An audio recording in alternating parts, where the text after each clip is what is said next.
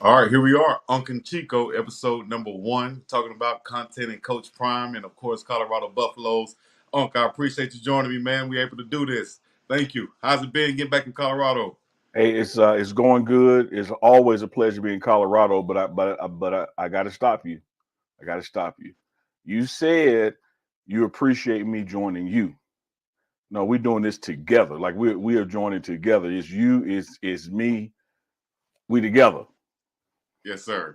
You're exactly right. I Yeah. appreciate that. Appreciate that clarification for Oh everybody yeah. out there. No, the people need to know that, man. They need to know. You've been doing some great content out there. You don't mind challenging what happens in the program, but you report it in a fair and concise manner. So it's not just about some blind allegiance, being a supporter kind of thing. It's about somebody who's out there really trying to do a great job by these kids, by their parents, by the program with fair coverage, and you've been nailing that.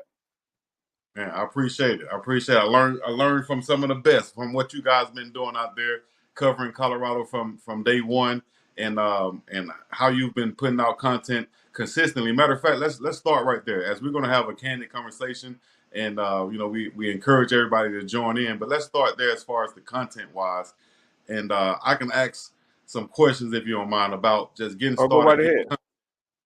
even going back to Jackson State. Give us a little rundown of why you got into creating content, and how did it come about?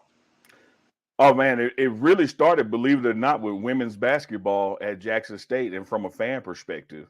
I was a strong supporter of women's basketball at Jackson State. I mean, I'm talking Chico during the days when, the 5 seats this way were empty, the 5 seats that way were empty. I could lay out on my row by myself.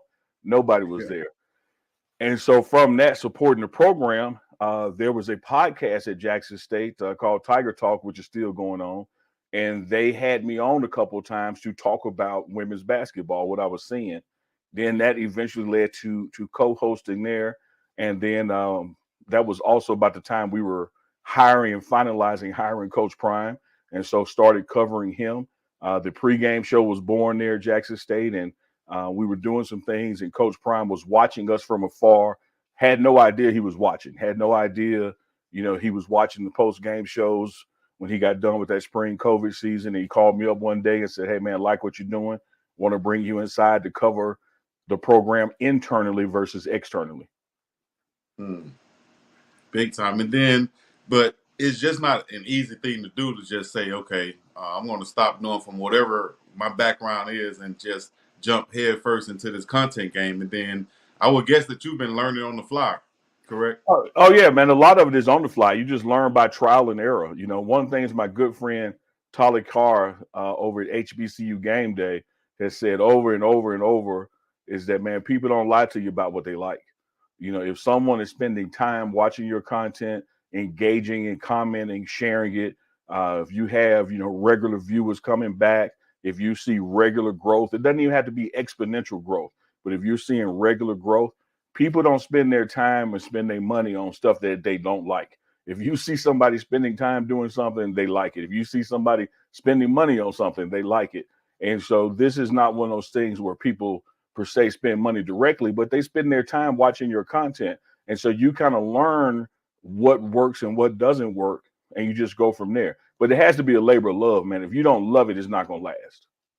Exactly, and that's what I think I was trying to get to. Like you have to find a way to like what you're doing and love what you're doing eventually, to where you can consistently, wake up and do it, Oh yeah. because it's an everyday grind. As we've talked in the past, this 365 cycle, and we're like firemen or emergency room, as you put it. We're working in the emergency room, so being able to adjust to that, and now you got a gold, a silver plaque, 100,000 subscribers over your shoulder right there, a couple 3 years later from putting in this work, man. And it's commendable, but also, it shows that commitment that you have to put that in. So I just wanted to salute you on that.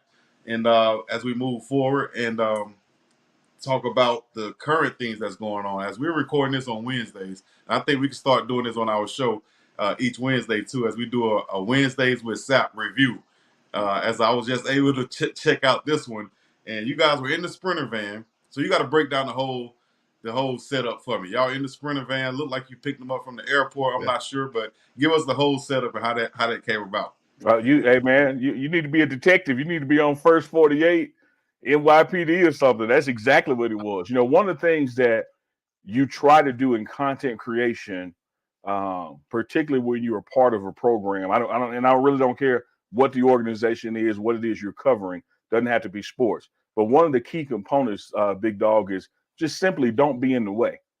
And one of the proven ways to not be in the way is to get content when the people you're covering, are kind of captive. They're not really, in the midst of work or whatever that major function is. You've seen on the pregame show, there's sometimes I interview Coach Prime while he's working out, because his schedule can be so busy. It's like, let me not add something to his plate. Let me just do it while he's doing something else. And so that's what this week's Wednesday with Warren was. He was getting back into town. So, hey, look, let's just do the next show from the Sprinter. It's about a 30-minute ride back to the campus. We typically do about a 20-minute show. No better place to do it than when we were already be together.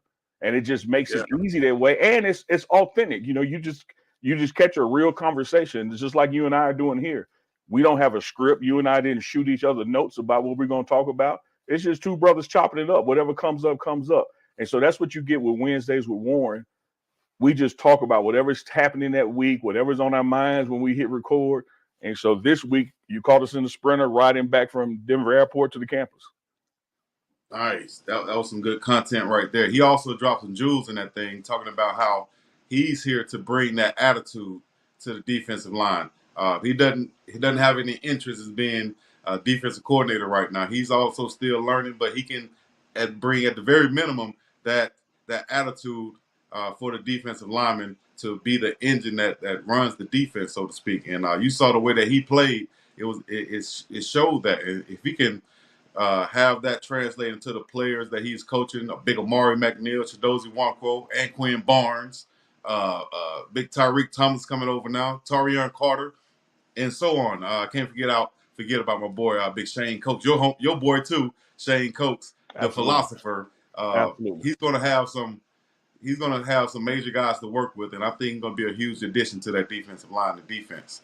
There's this story in the Bible, BiggDogg, where someone just wanted to touch the hem of Jesus' garment. Like, I know I can't be him. I know I can't do what he does. I can't hug him. I don't have his talents and abilities. But if I could just get a piece of him.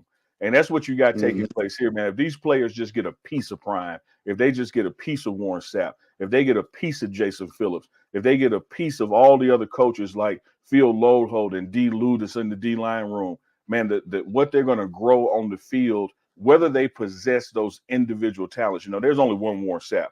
There's only one Deion Sanders. But you can learn from them and glean from them. What I love about what Coach Sapp is doing, he is happily teaching, man. There's a smile on his face. He's energetic about it. He's fired up about it. He loves breaking down concepts to them and teaching them techniques and showing them ways that you can get things accomplished, that you can work hard and smart, and you can work smart at times and not hard. But the goal is to get back there to the quarterback to stop the run. And he knows how to get these guys to focus in, as he calls it. If you see a lot, you see nothing. If you see a little, you see everything. And so he's training their eyes and training their hands. And you don't have to be, what he was. You don't have to be, that gifted, natural gift and work hard and get all the way to Hall of Fame level. Bring your tools to the toolbox. Do what you do best and just pick up little nuggets from him. And man, he's doing a brilliant job. All those naysayers out there, BiggDogg, talking about, oh, Sapp ain't never coached nowhere before. This not going to work. Watch him work. He is coaching, man. Yeah, I'm not worried about those naysayers who don't know what it takes, first of all. And second of all, Sapp said he's like QB isn't his pillow. You want to hit the quarterback. The first 5 to 10 plays of the game, you want to hit that quarterback. It sets that precedence. I know exactly what he's saying, by doing that. It sets the precedent, let him know, hey, we're going to be here all night. And I like that mindset from him. He's going to bring something, major for that defensive line that I think was missing last year.